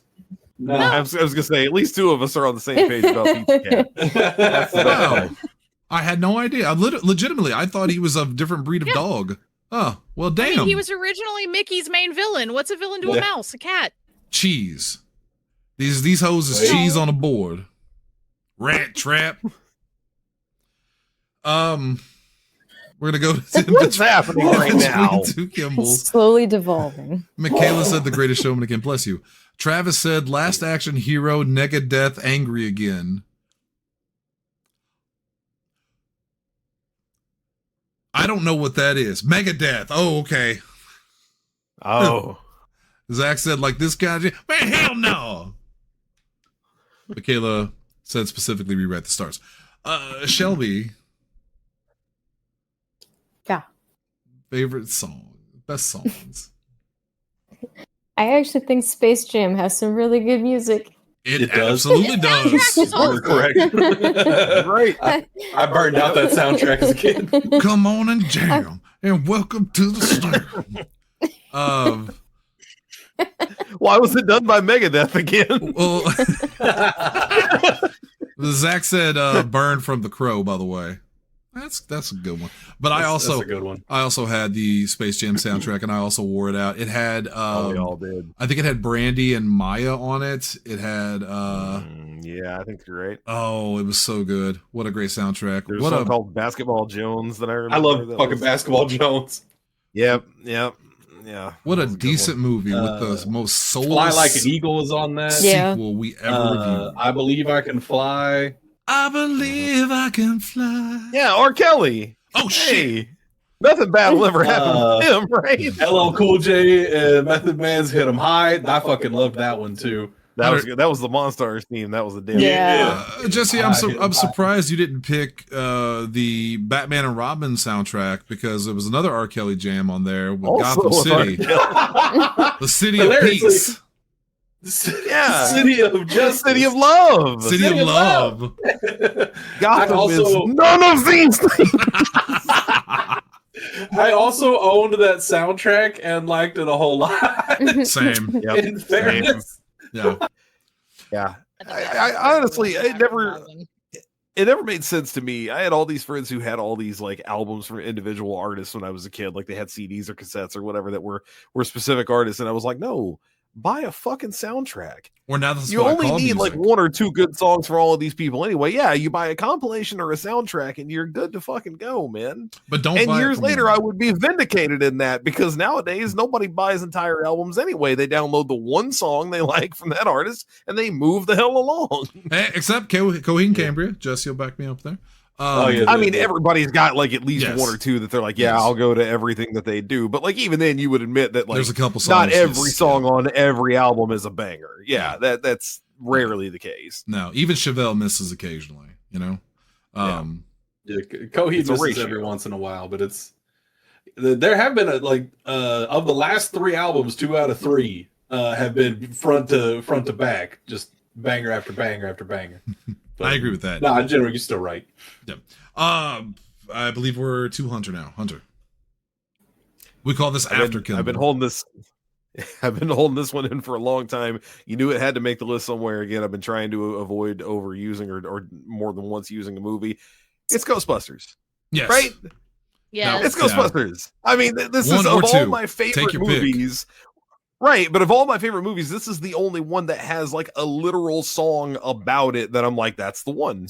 It's got to be that. You know, there are great songs on the Back to the Future soundtrack. There are great songs in and around, like on the score anyway, for Jurassic Park and Star Wars and everything else. But the Ghostbusters theme is fucking ubiquitous, man. Not to mention, again, if you want to, then it's that song, but then of course all the other things you referencing, you know, On Our Own, Bobby Brown, Cleaning Up the Town. Clean Up the Town by the Busboys. It's literally about them, but it's super catchy as well. McSmiley. Yeah. Oh, I don't remember the name of the song, but McSmiley. Well, no one's afraid of it. That's a double negative. Yeah, Ghostbusters almost made my list, but I was kind of confused about the difference between song and soundtrack, so I was like, I'm just going to put this on here and get hated for it, and then we'll move on. So, but Ghostbusters is a solid pick. The only bad thing about Afterlife and Frozen Empire is they did not have soundtracks that lived up to, because it was more orchestrated. They didn't really have a soundtrack. Right. But again, this says best song or songs, and immediately song for me went straight to Ghostbusters. It's Ray Parker Jr. Yeah. Look, I'm well aware that my next pick is going to get me hate again. So we'll just say it and move past it as fast as possible. My pick, because I couldn't pick Moulin Rouge, is Phantom of the Opera. When I was in St. Louis, I'd be living up there for a couple months while I was opening a dispensary. I could say that now. I've gotten out of the biz. I watched that movie probably 15 times in my hotel room. And I know it's controversial. We're not going to fucking rehash this because Tanner's not here to start a fight between me and Hunter. But I really love that soundtrack. I really love the music, and I played it almost nonstop. So this was an easy pick for me. If I couldn't do Moulin Rouge, it was going to be Phantom of the Opera. And we'll cut it off. Except that Lindsay and I, when we would travel to Pennsylvania, we would put the soundtrack on more than once and sing along to the whole thing. Yeah. So, yeah. I mean, I did say that the music is great for what it's supposed to be. I mean, for it to be the kind of super melancholy, melodramatic opera, the music is great. I just don't like the movie. Right. Well, but you also didn't like, and I'm gonna say it, and I'm not trying to start a fight. You also didn't like Gerard Butler singing, and you didn't think that Emmy Rossum was particularly great. I mean, also correct. But I really did. I liked Gerard Butler's version of it, but it was also the first version I ever heard. I think if I had heard the stage version first, maybe my mind would be changed.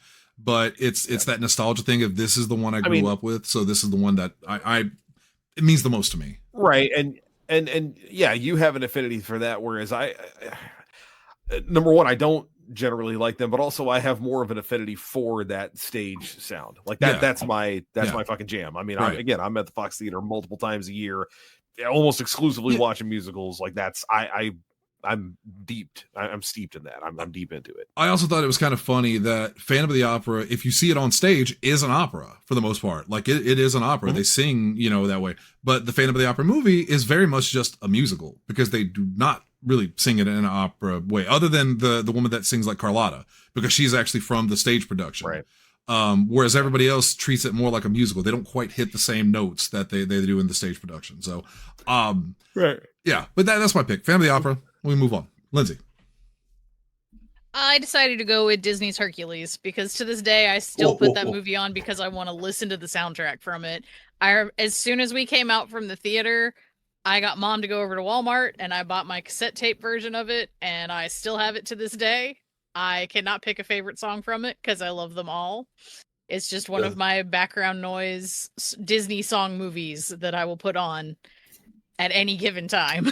Man, that is a spectacular fucking soundtrack. It's so good. Most Disney, now you got me thinking Aladdin is one of my favorite soundtracks ever. It's also really good. I love the Aladdin soundtrack. We just recently reviewed the Muppet movie, the newer one with Jason Segel. I really love that soundtrack. That's a great soundtrack. It's really good too. Really good. Yeah. Disney really knocks it out of the park with music. So, okay, last one, and then we're gonna get out of here and go to bed, where we will shoot things in space.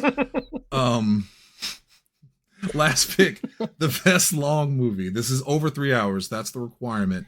Tanner said Return of the King. I don't know. I mean, look, in fairness, there's only so many movies that are over 3 hours long. If we're not talking about like Gone with the Wind, extended editions and that sort of thing, and you might just have to acquiesce to some of those things. I've never watched. Now, extended editions do count, right? They're going to have to. Okay, thank God. They're going to have to, because there's only so many movies that literally just the regular theatrical cuts go over 3 hours. So I actually, even though we just reviewed Clerks 2 and I didn't like it nearly as much as everybody else, there was one thing that I very much agreed with. The part where Randall is arguing about Lord of the Rings and he said they should have ended the movie on the logical point. 100% agree. They should have ended with the scene with Frodo and everybody reuniting. That movie went way too long. Where he saunters over to him. Did he drop a brick in his mouth or something like that, if I remember correctly? Even the fucking trees walked in those movies. Oh yeah, well that movie won an Oscar. Something your boy George Toy Boy Lucas. We'll never. I love that he calls him Toy Boy, because like if you don't know anything about the history of those movies, you have no idea what he's talking about. Yeah. Like he's literally just talking about how he gets a cut of the. Yep. We know the it's toys. funny. Yeah, it's very funny. Brilliant. All right. Shitload of money. But I'll give it to Tanner. I mean, I one day Bob and I decided to watch the extended cuts of all the Lord of the Rings movies in one day. Some people say we're still watching it. You were there. You tapped out almost immediately. I fell asleep. That's tapping out, Donald. That's tapping out. Yeah. That might be the meanest thing you've ever called, Lindsay, and that's a high bar. No. True. No. All right, Jesse. You first. Watchmen. Motherfucker, really? Of all the things you can fucking pick, that's the one you had to go to?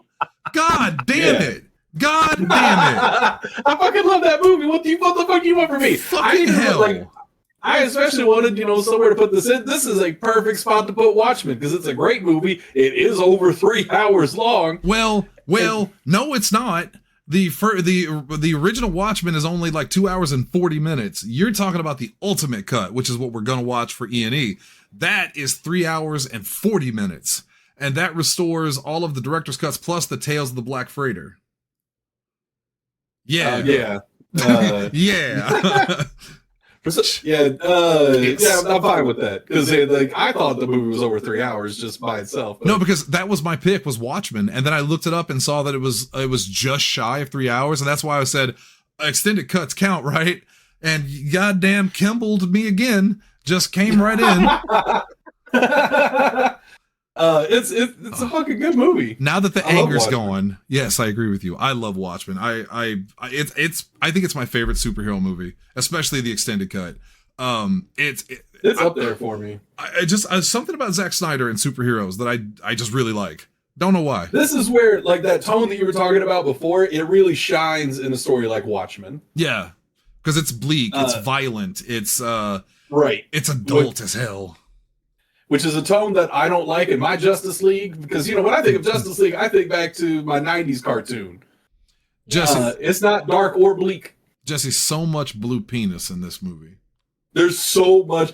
Giant swinging blue penis. Dude has dong. I still remember a friend of ours watched that movie with us. She was deeply uncomfortable watching the gigantic blue penis. Jesse, there was simply too much dong.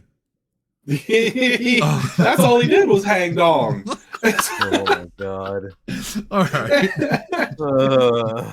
He maybe had briefs on for like one scene. When he was in public, like doing interviews, he had briefs. But when he was in Vietnam killing, the Viet Cong, just blue swinging peenie over and over again.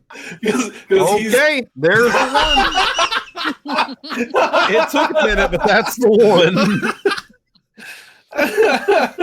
All right. Blue swinging peenie. Okay. Lindsay, I am so sorry.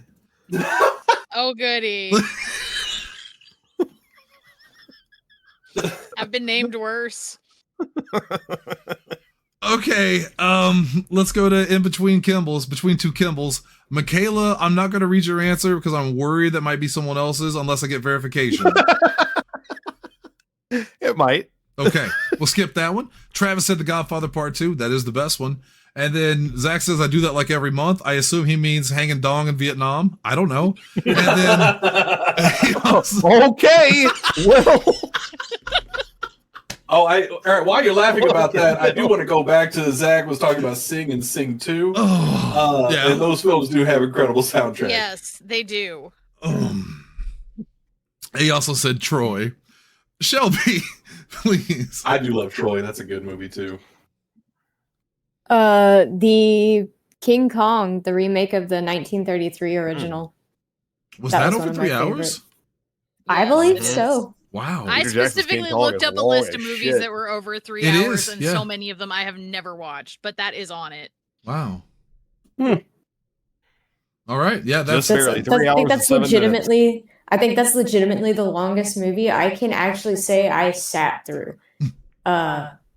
If it's over like an hour and a half, I struggle most of the time. I do love those 90-minute movies. Mm-hmm. I remember when that movie came out, my first thought was Jack Black, really? But he was very good. He did good. Jack Black is great. He is. I love Jack Black. He's a super talented guy. Super talented guy. And that movie was very, very good. Who else was that? Well, Adrian Brody was in it though, but we'll forgive that. He's fine. Did you see Skull Island? The Jamaican community hasn't. Motherfucker. Shelby, have you ever seen Skull Island, that version? I don't believe so.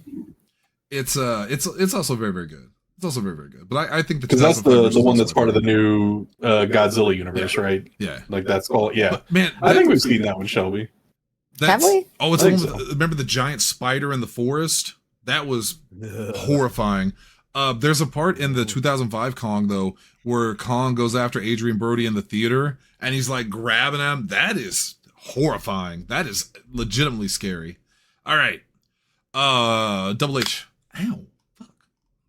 I'm going to give very quickly two honorable mentions that literally no one's going to talk about. Kenneth Branagh did an adaptation of Hamlet back in the 90s that is not the best Hamlet movie. That's the one with David Tennant, but it's very good. It's also very long. It's over 3 hours. It's got the full runtime. I don't think the David Tennant version it would be considered that because it's a BBC production. It was like a TV serial that they eventually just like stitched together. But Kenneth Branagh's is also the lore accurate one. It's set in the right time period and everything. David Tennant's is a little bit out of time. Latter one's better acted. Branagh's actually fits the bill. And then this also technically wouldn't fit because technically it's two movies that were just stitched together. But I very much was very close to picking The Whole Bloody Affair, that version of Kill Bill. It is the only way I've ever seen Kill Bill. Back in December, Sarah and I went and saw it in the theater. I had never seen those movies. This is both of the movies plus some interstitial stuff in and around the intermission that was cut from the originals. The whole thing's over 4 hours long. It was great. It was amazing. I loved it. It's still not my favorite Tarantino thing ever because, again, that genre is just not my speed most of the time. But again, it would have been like with an asterisk because, again, that's technically two movies. But yeah, the easy answer for me is Avengers Endgame. Yeah, I do it. As soon as she said that, I was like, hold on. Put a pin in it. That's a good. Yep. Yeah. And it would be Infinity War if Infinity War was longer. And I think that's the better of the two of them. Infinity War tops out at 2:45, I think.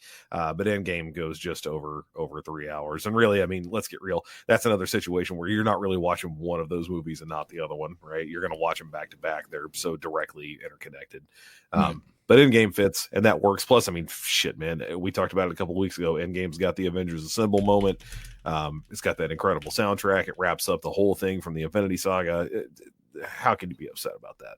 Yeah, no, and that's when I tapped out, and I literally said, "I'm done with Marvel at this point." And when the X-Men come back, let me know. Well, yeah, here they are. Here we are. I'm gonna tag onto that. My pick is Avengers Doomsday. It's not out. It's not. No, I can't do that. I can't do that. That would be unfair. My pick was Watchmen, but I do want to put something on here. I'm not going to pick Justice League because I already said Justice League for something, and I almost said Grindhouse because the original version was a full film together. They're still two separate movies, but I really don't like Death Proof that much. I just don't. And see, I don't like Planet Terror that much. Right. That's why I didn't pick it. So I really don't have a lot of options here. So this one's for you, Mom. I love you. Gone with the Wind.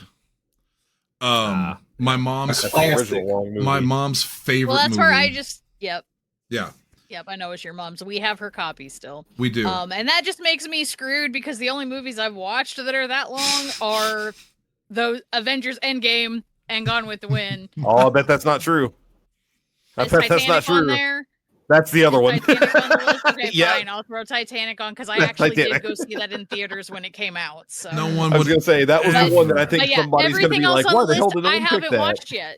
I haven't watched any of the Godfathers. I haven't got to watch Oppenheimer yet. I haven't watched Schindler's List. So Schindler's List was a possibility, but it's a little too bleak for me. I almost said Malcolm X, but I haven't watched that one either. A great movie. That's a good movie. It's a great movie. And Green Mile, I like Green Mile a lot. I mostly like Green Mile for Michael Clark Duncan and Tom Hanks, obviously. A good movie. But I'll pay respects to my mother, who was the greatest human that ever lived, and she loved Gone with the Wind so much. And even though it's not my favorite film because that bitch is long, costumes. I think they're still filming it right now. How long is Gone? Well, it's almost 4 hours. 3 hours and 56 minutes. Because anytime it aired on TV with commercials, it was a 5-hour block. Yep. It also came out as a 3 VHS set, right? If I remember right. Yeah, it was huge. Titanic was 2. Yeah. And honestly, Gone with Pearl the Wind Harbor also 2. Gone with the Wind also could have taken best cinematography because it also has some amazing shots, especially for the time period. What was it, 1939? Yes. I think it was being filmed at the exact same time as Wizard of Oz because they wanted the director from it, but he was busy with Gone with the Wind. Yeah, and it's just it is a fantastic film and it's iconic. But that's for you, Mom. Gone with the Wind. I love you. And Lindsay, you're gonna go with Titanic. I'll take Titanic. Yeah, that's fine. Okay. I enjoyed the film. I saw it in theaters when it came out. I was a ditzy little girl that's like, ooh, Leonardo. That's what I said about the first Ninja Turtles movie when it came out. It was the same tone and everything. That's what Zach said when they showed the road signs and all the Leonardo. Ooh, yeah. Leonardo. That's gonna do it for us. Well, that was long. It was longer than I thought it was gonna be. That's the first part. We got started way late. Yeah, we answered way too many fucking questions. This whole Twitch streaming thing's got to stop. But thank you guys for tuning in. Go check out this week's episodes. Monday we did Jay and Silent Bob Strike Back. It was a rough week for me. It was a great week for Hunter and Zach. Jay and Silent Bob Strike Back on Monday, and then Clerks 2 on Tuesday. We'll be back next week. We continue our Kevin Smith month with, I believe, Red State and Reboot. Yep. Okay. Jay and Silent Bob Reboot. And I haven't seen either of those, and I don't think Hunter has either. Well, you saw Red State. I saw Red State in the theater one time. I mean, literally when it came out, I've not seen it since. So this should be quite an experience for all of us. Zach is really curious how we feel about both of these films, so we'll find out. This weekend, we're not quite done. We don't quite know what's going on tomorrow. There's a big pre-release event. It's pre-release, right? Mm-hmm. Yeah, yep. Big pre-release event for Magic. I know Dalton, Jesse, and Hunter are all three going to be busy. Of course, Dalton doesn't jump in and play games with us usually, but are you guys going to be busy? Because I know a lot of they're there at 10 in the morning. Yet. They're still going up there at 10 a.m. though.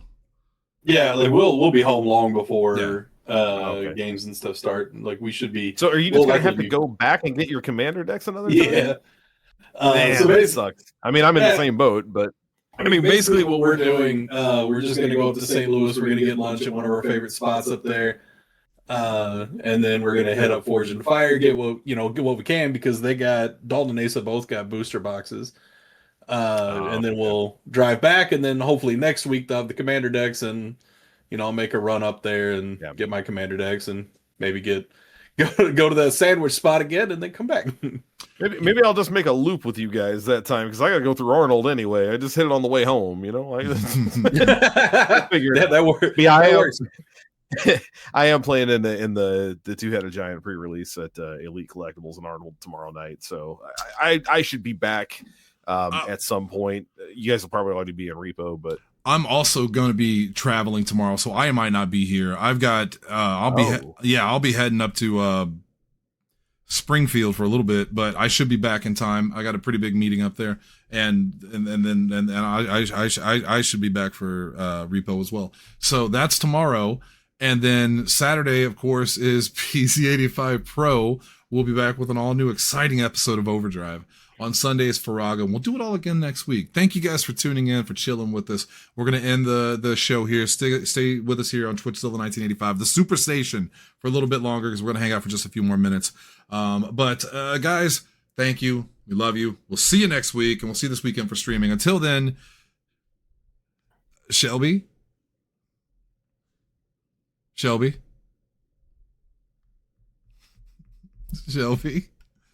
I have her muted. I just realized because she was she might have been talking the whole time, but I muted her because she was echoing with Jesse. Oh, I feel like an ass. Shelby, forgive me. You're not muted anymore. She's gone, bro. She already talked, and you lost out. Lindsay, do your best Shelby impersonation. Wait, I got it. I'll pull Steven in. That's it. Steven. She's doing it right now. Steven, we just need someone to end the show. Say goodnight to everybody. Good night, everybody. Hey, Jill.